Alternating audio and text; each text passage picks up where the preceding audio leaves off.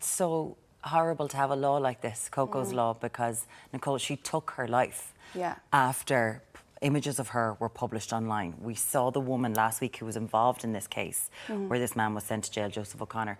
She sustained this harassment from 2015 to 2019. This is what was going on in her life.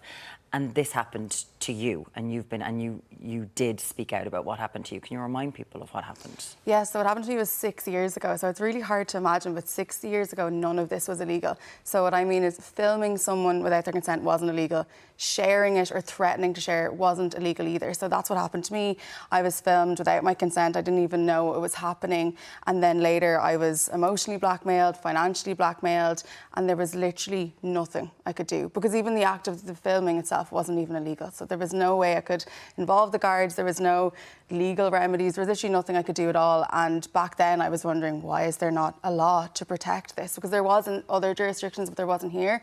So it's amazing that the law has come into effect, but obviously it's very late for a lot of people like myself. But I think it's just really important for me to tell people, I suppose, the impact. That's the most important thing for me, because when I did my campaign last year, I worked at the Department of Justice. We brought out hotline.ie, which is a new website where you can go and you can report this crime if you're a victim or if you've been sent something.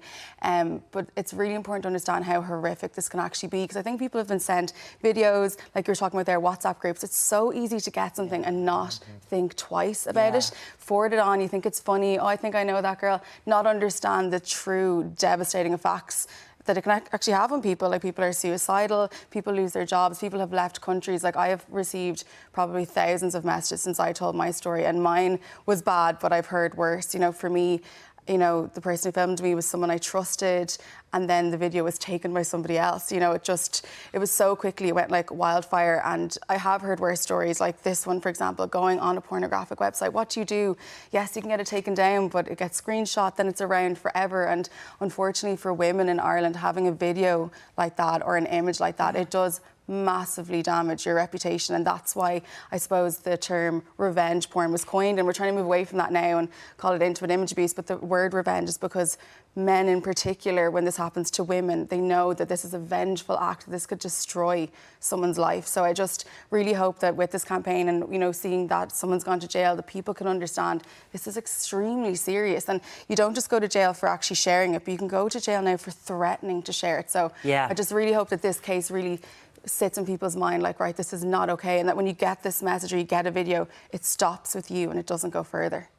Because you mentioned everybody has different stories, but a story like this, no matter what it is horrific anyway. And you kept it bottled up for such a long time. And it was only when this law got passed you felt the confidence, I suppose, go out there and tell your story. I basically felt gagged for 5 years, you know, like I wanted to talk about it and I wanted to tell my side of the story, because so many people had heard about this sex tape, that's what it was called at the time, and I was so petrified of speaking about it because I knew there were still no laws to protect me. So if I had come out in the show this morning and talked about it, people could be finding that image, finding the video and sharing it, and there's nothing I could have done. So I was waiting and waiting, and I'd spoken to the Minister for Justice, I'd spoken to Jackie Fox, Nicole Fox's mother, who helped bring in this law, and I was waiting for it to happen. And I'd actually written the article already, ready to go on Goss.ie, ready to press publish. And the day that Michael D. Higgins, the president, signed it in, I was like, right, I'm going to publish it. And I just hoped that one person, maybe it would help them either verbalise their own situation, or it would stop one man from sharing it. And thousands of messages later, the amount of messages I get from men being like, you know, I have daughters, I got messages like this, I never really thought about it, you know, and that's because obviously it was harrowing to talk about what happened. And of course it was like this horrible, dirty secret for so long, even though it wasn't my mistake and it wasn't my fault. I constantly felt like everybody knew it was going to come up again. Clients were going to judge me, people in the industry were going to judge me. It was such a horrible thing to have weighed on my chest, and talking about it is the best thing I've ever done. Did you speak to anyone? What advice would you be for somebody who's going through something like this? I had, I didn't, you know, and that's what made it so difficult for me. So yeah, anyone who this is happening to now, the number one thing, obviously going to the guards, right, 100%, but other than that, it's just talk to someone. Like, it was very difficult to tell people in my life. I had to ring my parents and tell them, you know, because I was terrified they were going to find out about it. You know, and if I started seeing someone else, I was like, God, if they've seen it, I need to tell them.